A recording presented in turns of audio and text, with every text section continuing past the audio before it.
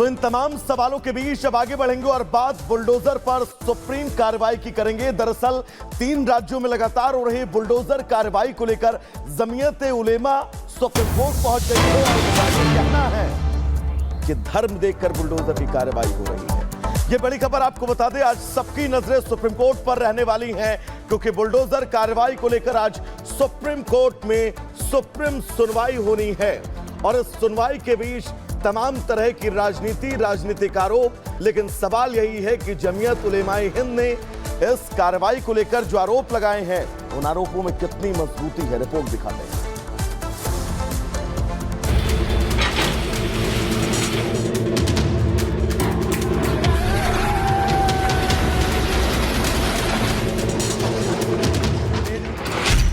Bulldozer action, सियासत full on.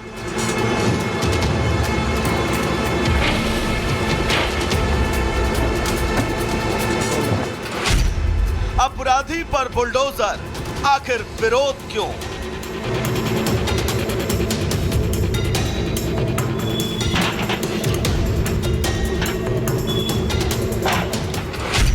Bulldozer संस्कृति, आज सुप्रीम सुनवाई।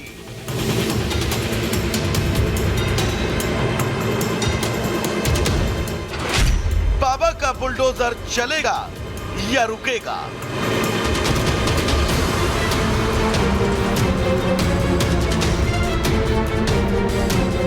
बाबा के जिस बुलडोजर मॉडल को बेटियों के गुनहगारों, पत्थरबाजों और माफियाओं के खिलाफ इंसाफ का प्रतीक बताया जा रहा था, उस पर आज सुप्रीम सुनवाई है।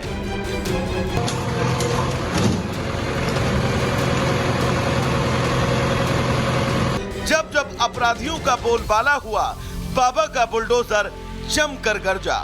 चाहे माफिया अतीक हो, मुख्तार या फिर नवाब सिंह यादव, जिसने भी सूबे में शांति भंग करने की कोशिश की, उसे पहले तो उसके अंजाम तक पहुंचाया गया और बाद में उसके अवैध निर्माणों को जमींदोज कर दिया गया। पहले पेशेवर अपराधी और माफिया गरीब का, व्यापारी का, बेटियों और बहनों का जीना हराम कर देते थे और आज आप देख रहे होंगे, अब तो पहले होड़ लगती थी इस बात को लेकर के किन माफियाओं को कौन कितना अपने गले में लगा करके इनके माध्यम से राजनीतिक रोटी सेंकी जाए।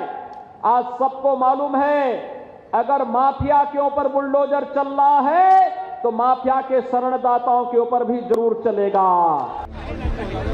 फिलहाल उत्तर प्रदेश, मध्य प्रदेश और राजस्थान में हुए बुलडोजर कार्रवाई का हवाला दे भाईजान सुप्रीम कोर्ट पहुंचे हैं क्योंकि पिछले कुछ दिनों में 3 बड़ी घटनाएं हुए। यूपी के अयोध्या में गैंगरेप के आरोपी मोहित खान के ठिकानों पर बुलडोजर एक्शन हुआ। मध्य प्रदेश के छतरपुर में पुलिस पर पत्थर फेंकने के आरोपी हाली अली का घर पीले पंजे से तोड़ दिया गया और राजस्थान में एक नाबालिग छात्र की चाकू मारकर हत्या कर देने वाले लड़के के ठिकाने पर बुलडोजर एक्शन हुआ। इन तीनों ही राज्यों में 3 बातें कॉमन हैं। पहला बुलडोजर एक्शन, दूसरा तीनों आरोपी मुस्लिम और तीसरा तीनों राज्य में बीजेपी की सरकार।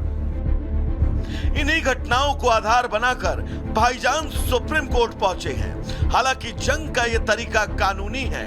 मुस्लिम संगठन जमीयत उलेमाए हिंद की तरफ से सुप्रीम कोर्ट में अर्जी डाली गई थी, जिस पर आज सुनवाई है।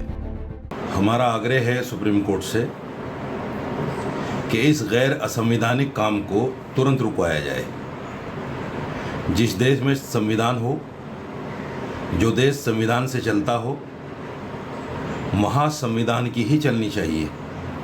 कुछ लोग अपनी मनमानी कर रहे हैं, हिंदू मुसलमान देखकर कार्रवाई कर रहे हैं। बुलडोजर से किसी के घर को गिरा देना ये मसले का हल नहीं है। इसके लिए बैठ के बात करना चाहिए। मैं माननीय देश के सर्वोच्च न्यायालय से ये गुजारिश करना चाहता हूँ कि जमीयतुल उलमा की इस अपील को बाकायदा संजीदगी से सुने। उम्मीद करूँगा कि जमीयतुल उलमा की इस अर्जी के ऊपर सुप्रीम कोर्ट उम्मीद है कि अच्छा फैसला सुनाएगी। भाईजान जिस बुलडोजर को एंटी मुस्लिम साबित करने की कोशिश कर रहे हैं, वो कन्नौज रेप कांड के आरोपी नवाब सिंह यादव के खिलाफ भी चला और कानपुर में विकास दुबे के घर पर भी पहुंचा। सरकार का दावा है कि बुलडोजर मजहब देखने के बदले धर्मनिरपेक्ष होकर काम करता है, लेकिन भाईजान उन्हीं मुद्दे को उठाते हैं जहां मुस्लिम कार्ड खेलने की गुंजाइश होती है।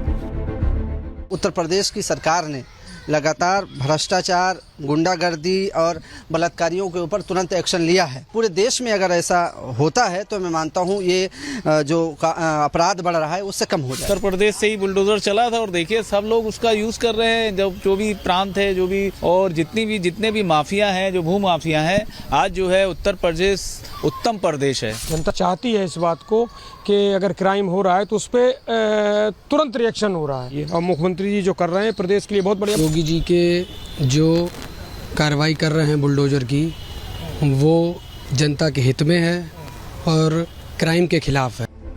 हालांकि बुलडोजर एक्शन पर आज सुप्रीम सुनवाई है, लेकिन सवाल कई, क्या दिल दहला देने वाली वारदातों को अंजाम देने वाले अपराधियों पर होने वाली बुलडोजर कार्रवाई पर रोक लग जाएगी? क्या अपराधियों के दिलों में खौफ पैदा करने वाला बुलडोजर थम जाएगा? क्या पुलिस पर पथराव करने वालों पर बुलडोजर की कार्रवाई रुक जाएगी? Bureau report, Republic Bharat. तो चलिए उस बीच आगे बढ़ेंगे। दरअसल पश्चिम बंगाल में महिलाओं की अस्मिता पर लगातार हमला किया जा रहा है, तो वहीं अब ममता सरकार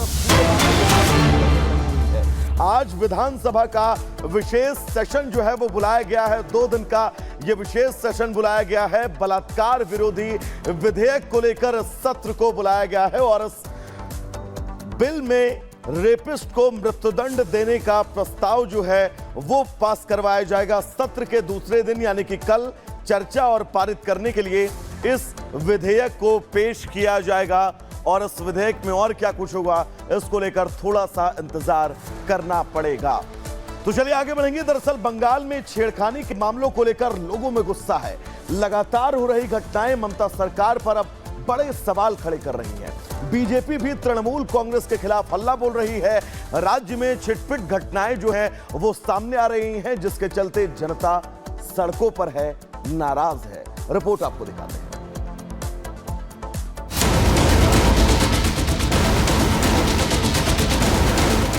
क्या कोलकाता में महिलाओं की सुरक्षा अब संकट बन गई है? क्या बंगाल की सरकार बेटियों को सुरक्षा देने में नाकाम साबित हो रही है? ये सवाल इसलिए क्योंकि कोलकाता कांड की जांच अभी पूरी भी नहीं हुई। बंगाल में लगातार महिला अपराध के मामले बढ़ते ही जा रहे हैं। महिलाओं के साथ छेड़खानी और बदसलूकी के मामले बढ़े तो लोगों का गुस्सा भी फूट पड़ा।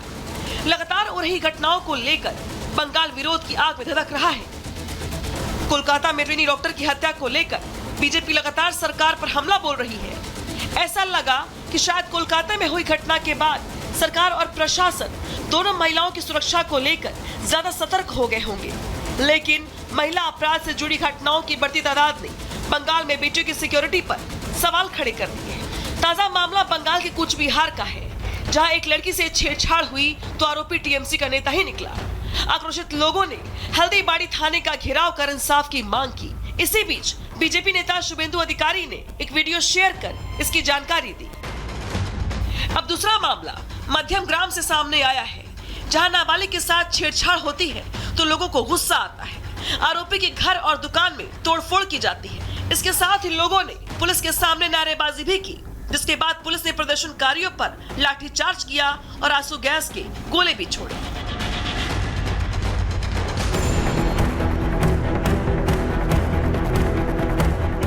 तीसरा मामला हावड़ा से सामने आया है, जहां इलाज के लिए अस्पताल पहुंची नाबालिग के साथ छेड़छाड़ की घटना सामने आई है, जिसका आरोप अस्पताल के एक कर्मचारी पर ही लगा है। जब नाबालिग ने अपने परिजनों को बताया तो अस्पताल में जमकर हंगामा हुआ